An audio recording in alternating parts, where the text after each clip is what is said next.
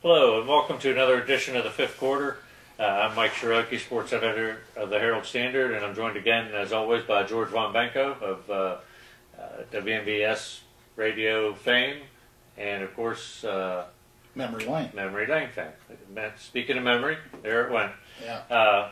Again, we're here to talk about everything Steelers, basically. We could talk a little bit about last Thursday's. Yeah, we had a little hiatus for the holiday. Carolina game, and some people griped about another night game for the Steelers.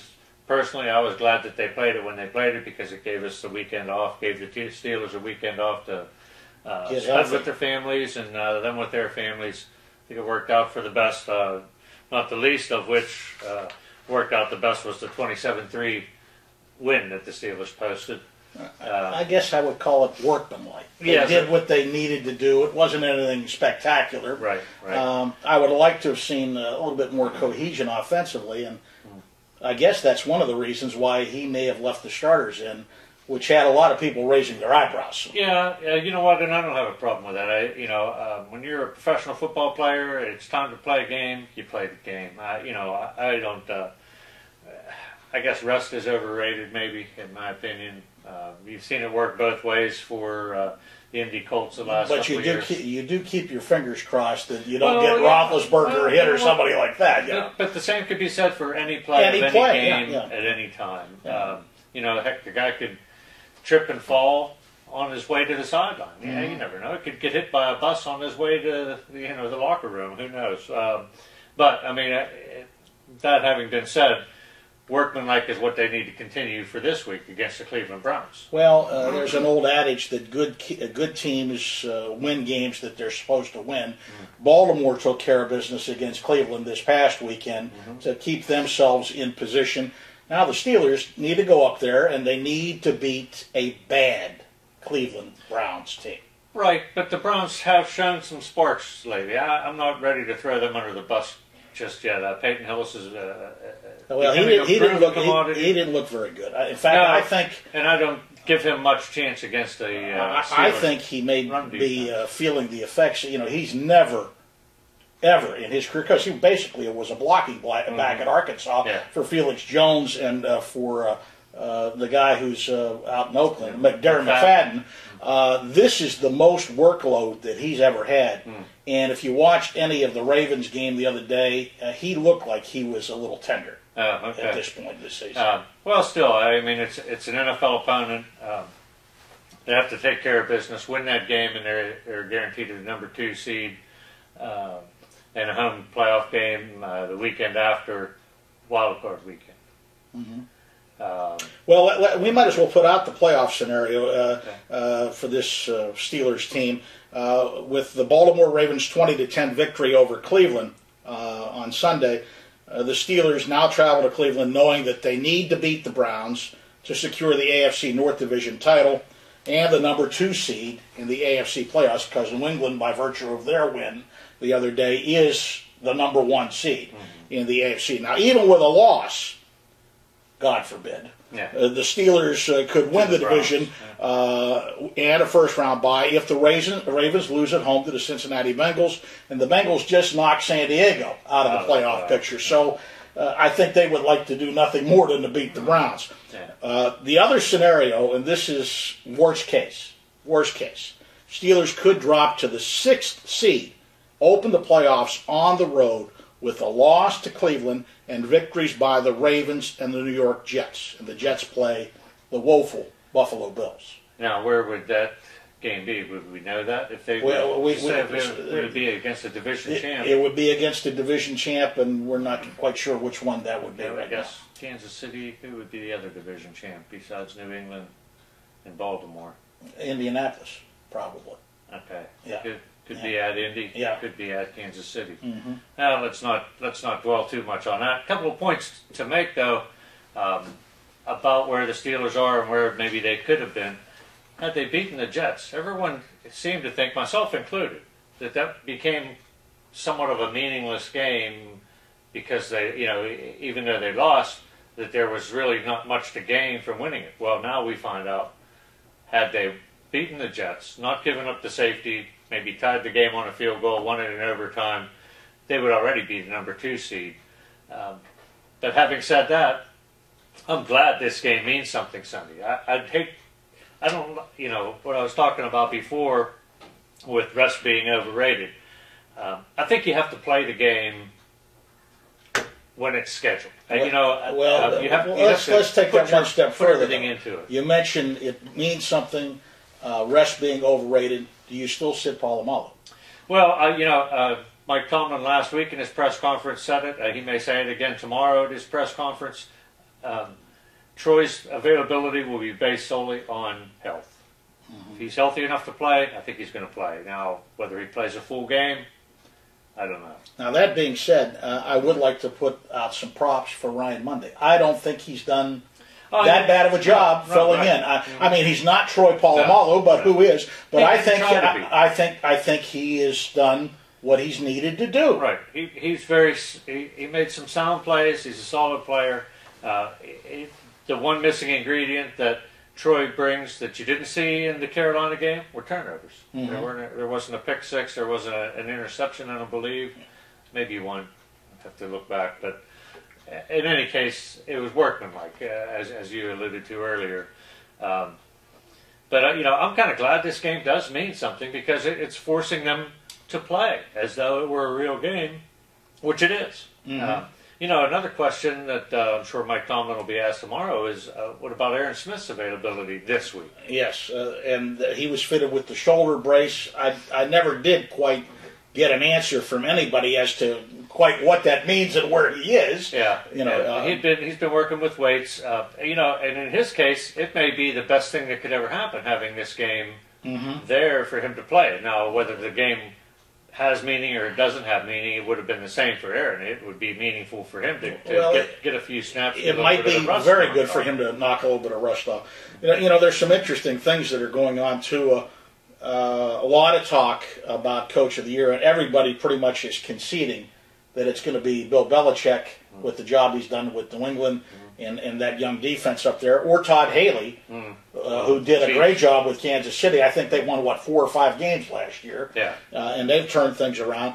But Mike Tomlin deserves to be in that conversation. He does. Would I have 4 losses this year? They are 11-4 going into this game. 11-4. And just playing the first 4 without your franchise quarterback. Well, let's take it one step further. You play the first 4 games without your franchise quarterback.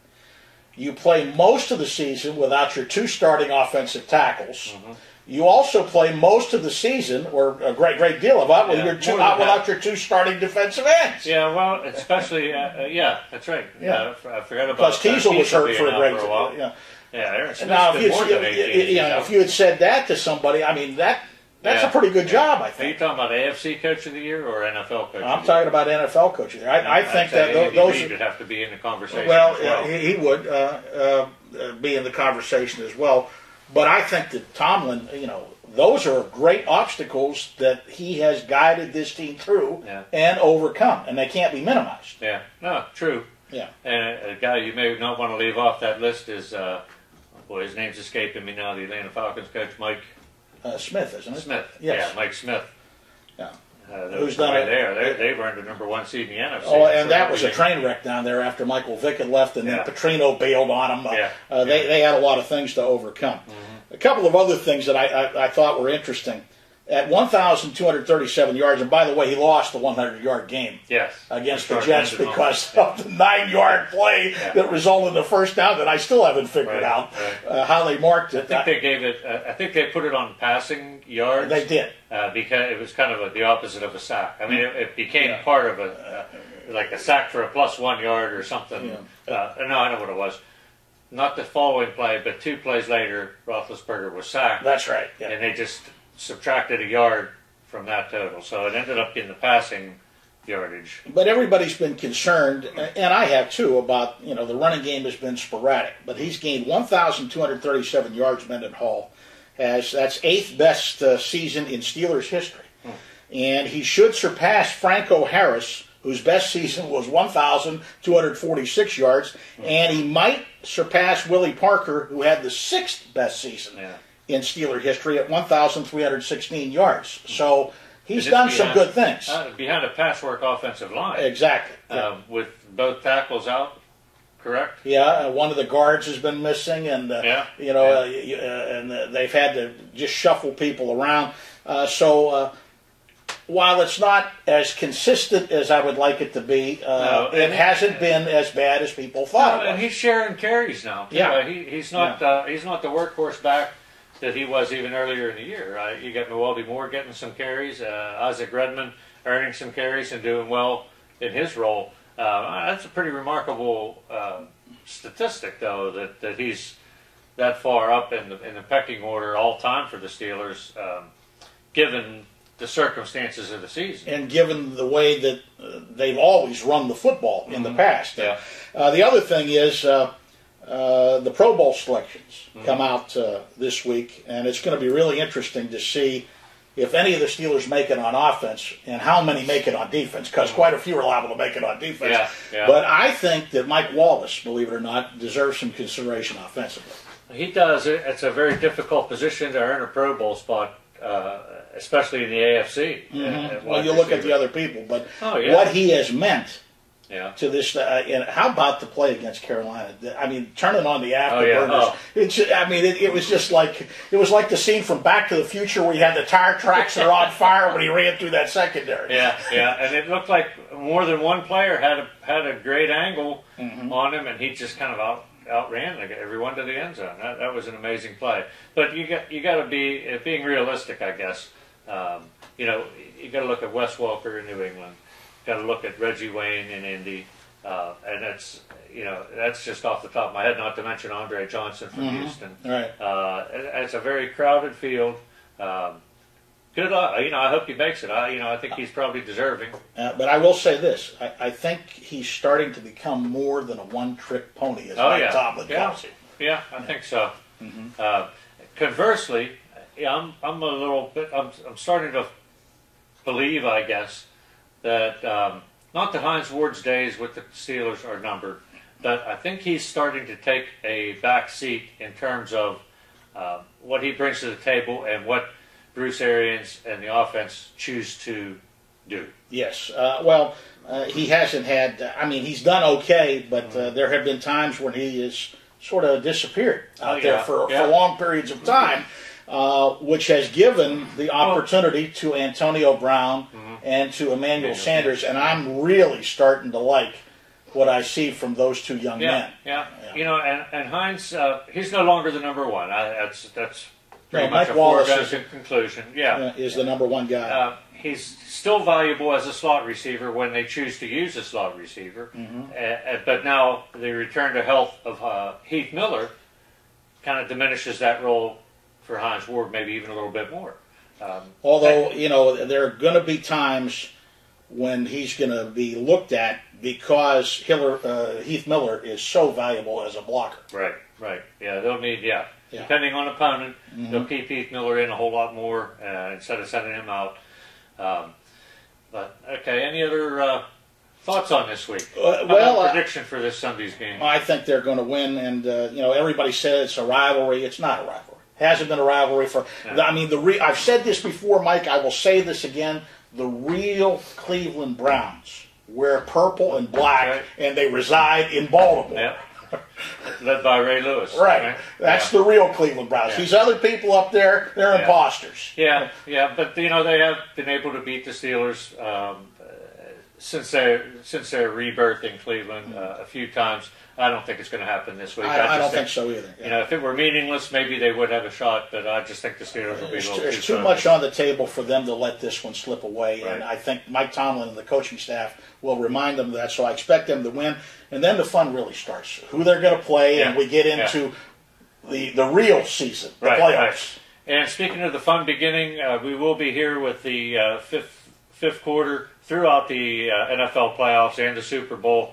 We're going to try to keep this thing going as long as they're playing professional football. So until then, we will talk to you later. It has always been a pleasure. George, thanks for joining us. Thank you. We'll see you next week.